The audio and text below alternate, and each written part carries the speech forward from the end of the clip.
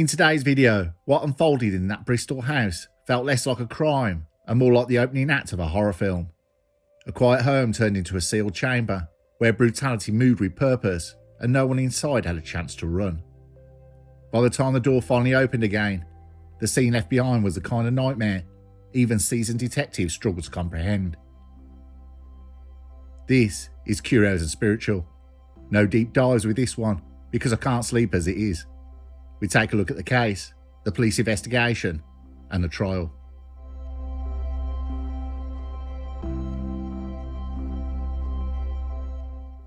If you're ever tempted to believe that real life doesn't outdo horror movies, allow me to gently escort you to Wood Street, Easton, Bristol, where in September 2021, two abattoir workers gave the world a homely domestic rendition of the Texas Chainsaw Massacre, minus the chainsaw. It's a sort of case that makes you rethink ever trusting a man who uses knives for a living, or letting people into your home, or answering the door, or actually having a door. Let's begin with our charming duo, Unut Valentin, Babak, and Jacob Bebe, Chairs. Two men whose curriculum vitae read like a HR nightmare.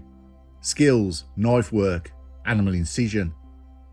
They worked in an abattoir, which is already a career known for being slightly higher on the daily gore exposure scale than accounting. On the receiving end of their evening hobby were Denzel McKenzie, a 56-year-old Bristol man known for his generosity, and Fahad Hussain Pramanik, 27 years old, who made the tragic mistake of visiting the wrong home at the wrong time. To understand the case, you must appreciate the spectacularly dysfunctional dynamic between Bobak and Kenzie.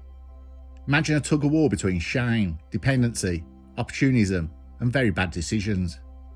Now sprinkling money, intimate favours, and enough text messages. Bloody loads of them. Mackenzie had lent Bobak money. Bobak had in return done, things, extracurricular activities. Was it exploitation? Was it coercion? Was it mutually miserable arrangement? Yes.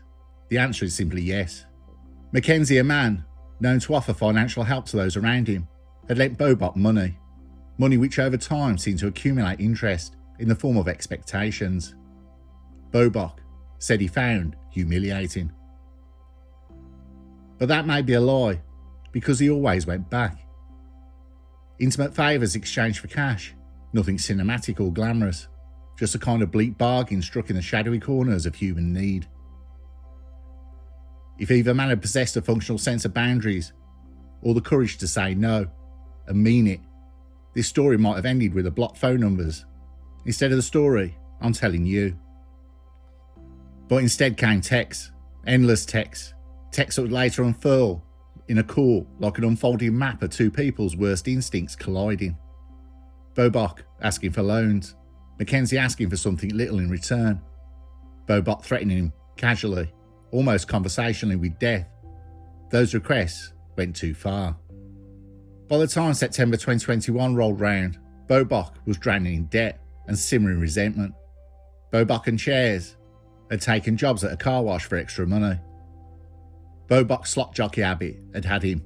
He lost again on the fruit machines, this time a hell of a lot.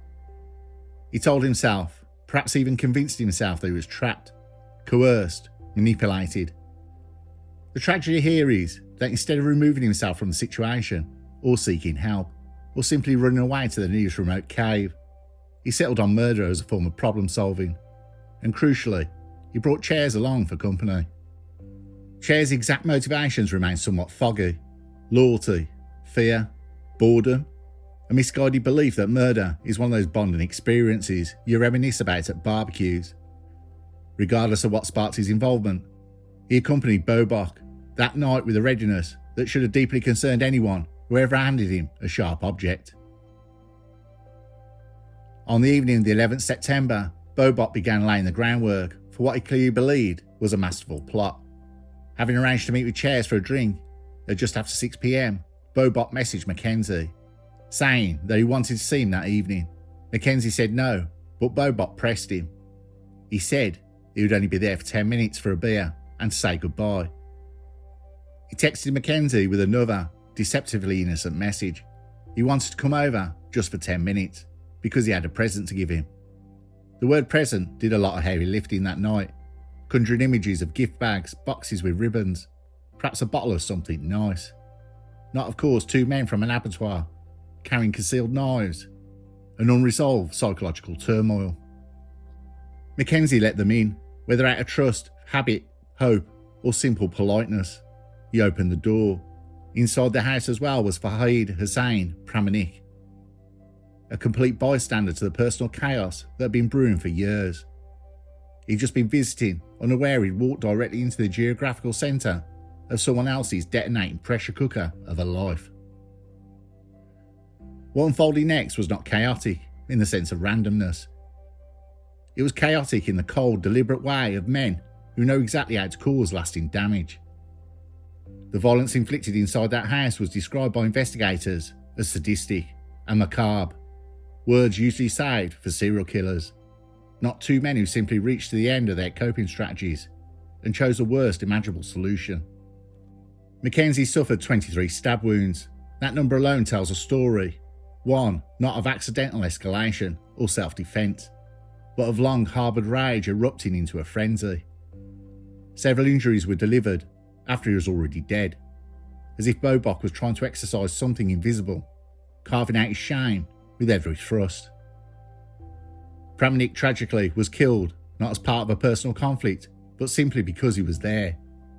His injuries bore the unmistakable hallmarks of men accustomed to butchering animals, a fact so ghoulishly on brand that you almost want to roll your eyes at how literal these two turned out to be.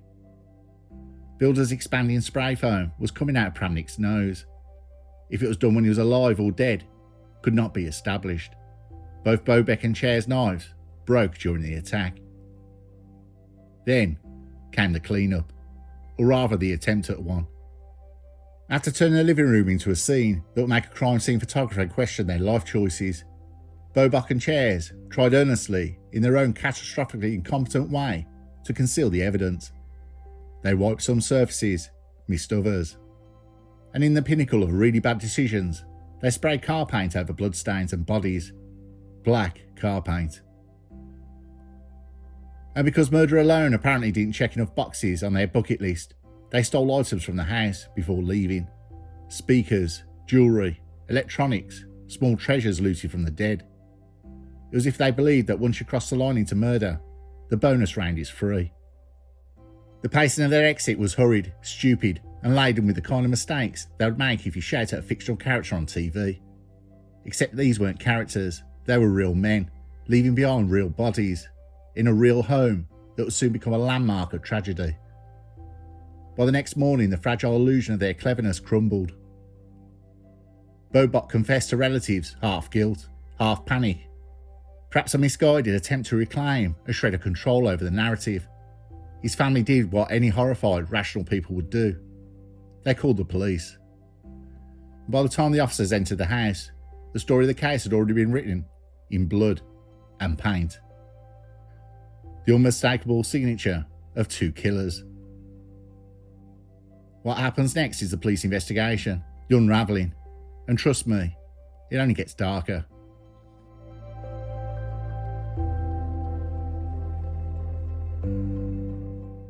The murders themselves were a grotesque performance. The first domino fell when Bobok, whose guilt management skills were roughly on par with his clean-up skills, opened his mouth. Confessions are usually dramatic tears, shaking hands, desperate pleas for forgiveness. But this was more of a clumsy verbal stumble. A relative heard the words, processed them, reprocessed them, likely considered whether he was drunk, delusional, or rehearsing lines for a crime documentary. And then after more questions, Bobok couldn't keep quiet. They then called the police. The officers who arrived at the scene had no idea what they were about to walk into. That's the thing about real murder scenes. They don't come with warnings.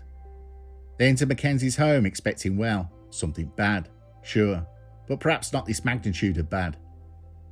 There were no signs of forced entry, no overturned furniture from a frantic brawl, just a quiet house, and inside it, two men who had been butchered with the precision of people who knew exactly where to place a blade.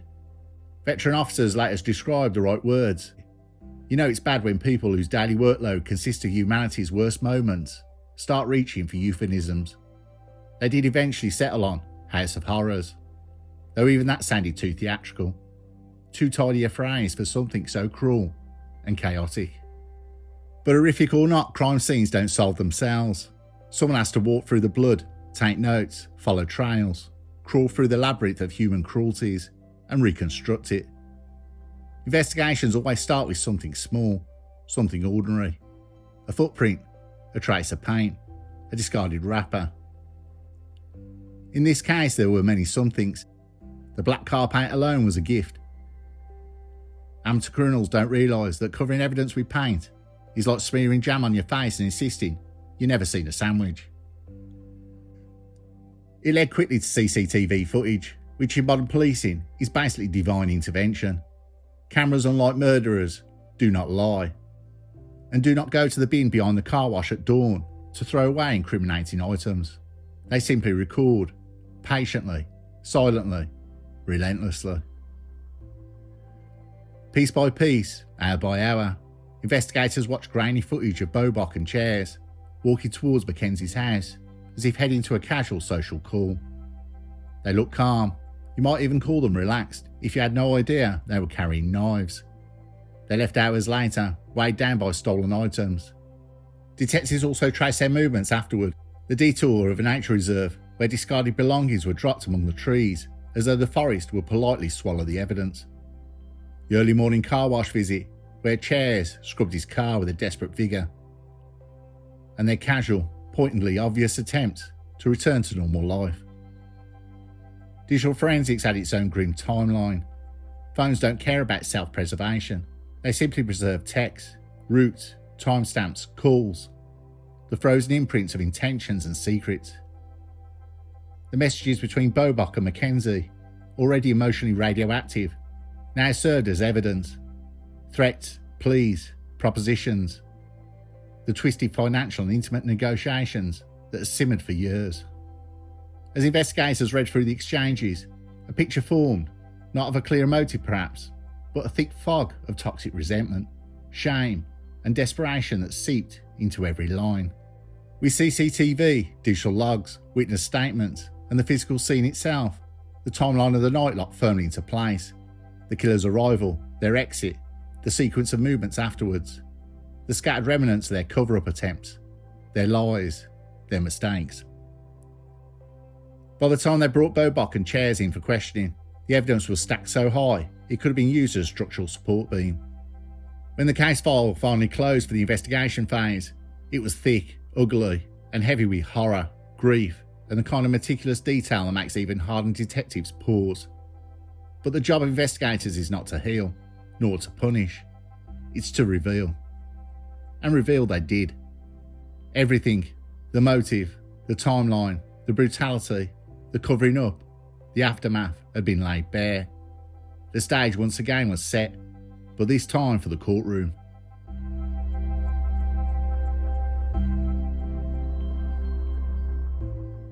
At the Crown Court in Bristol on the 21st day of December 2022, the trial began, overseen by the Honourable Mrs. Justice Cutts. Both men entered the courtroom with the unmistakable weight of reality on their shoulders. Bobok looked worn down, as though the months in custody had eroded whatever bravado or denial he once clung to. His expression hovered somewhere between resignation and dread. The look of someone fully aware that the next sentences spoken about him would shape the rest of his life. Chairs sat more rigidly, though the tension in his posture betrayed him.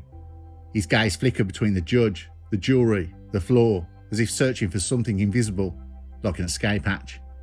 He found none. Trials rarely provide them. CCTV footage formed the backbone of the case. Jurors watched grainy images of Bobok and Chairs heading towards Mackenzie's home under the dull glow of streetlights. They saw them depart, moving briskly, heads down, carrying the stolen items that would later be recovered. Another clip showed the early morning car wash visit, the almost frantic scrubbing of Chairs' vehicle. There was no sound, but the images said enough. Attempts at a cover-up speak loudly, even in silence. Forensic evidence filled the rest, the discarded belongings at the nature reserve, the transferred car paint, digital histories, and the physical realities of the crime scene. The details were delivered without embellishment. They didn't need embellishment. The violence itself was stark and horrifying, a brutality so excessive that seasoned investigators had struggled to describe it without pausing to gather themselves. Then came the messages, texts exchanged in the days leading up to the murders, restless and tense, painting a portrait of relationships corroded by resentment, power imbalance, and emotional volatility. Nothing was simple, nothing was clean, but the prosecution didn't need to psychoanalyse motives. They only needed to show intention, presence, and action. And on those points, they had certainty. The defence did what it could. They suggested panic, confusion, pressure. They tried to create shadows of doubt. They questioned the interpretations, highlighted uncertainties, probed for inconsistencies. But the structure of the case was too solid. Every angle they tested held firm. Every loose thread they tugged on only led back to the same inescapable conclusion. Bobock's own confession, halting, emotional, and deeply flawed, hung over the proceedings like a storm cloud. He might not have intended to doom himself when he admitted involvement to a relative, but words, once spoken, have a long memory. The prosecution did not rely on his confession, but it reinforced everything the evidence already spelled out. Chairs maintained a subdued silence for most of the trial, reacting only to small shifts of posture or sudden stillness. It was impossible to tell whether he expected the outcome or held on to some thin ribbon of hope. Regardless, the trial remained unmoved by personal expressions. The courtroom does not read faces, it reads facts. When both sides complete their cases, the judge offered the jury a careful summarisation. Two men whose final moments were spent in terror and unimaginable pain, of the calculated nature of the attack, of the efforts afterwards to conceal the crime. It did not take long for the verdict to return. Valentin Bobock pleaded guilty to the murder of Denzel Mackenzie. He pleaded not guilty to the murder of Farhad Pramanik, but was found guilty by a jury. Bibi Chairs pleaded not guilty to both murder of Denzel Mackenzie and the murder of Farhad Pramanik, but was found guilty of both by a jury. Sentencing followed, delivered by the solemn weight appropriate to two lives brutally taken.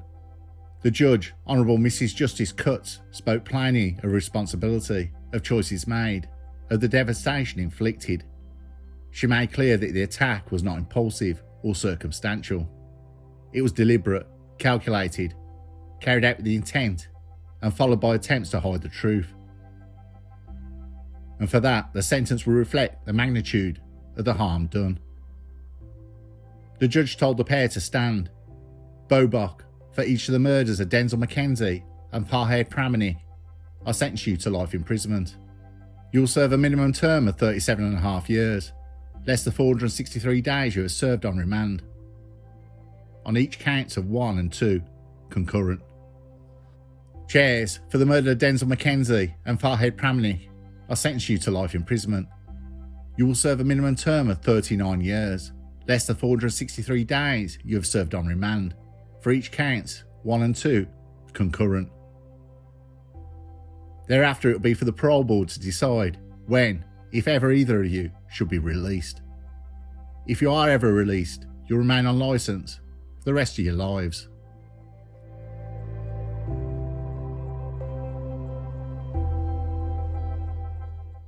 When the trial ends and the headlines fade, what's left isn't justice. It's the hollow shape of violence stamped into the lives it touched. 2 men are dead, 2 men are caged, and the rest of the world keeps walking, stepping neatly around the stain without looking down. The truth is simple and bleak. Some darkness doesn't come from strangers in alleyways or monsters in stories. It walks through unlocked doors, sits on familiar furniture, accepts a drink, and then waits for the moment it decides to take everything.